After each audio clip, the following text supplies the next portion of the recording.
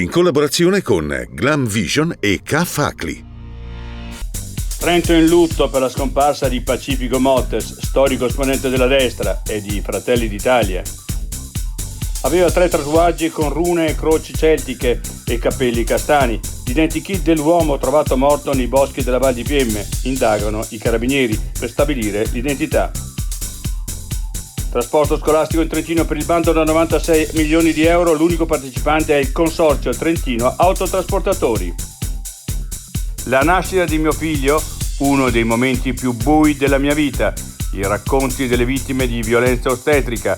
Mi sono sentita sola e inutile, non coinvolta. La storia quasi dimenticata del campo di concentramento di Gardolo. Era una struttura di transito per i prigionieri degli austro-ungarici.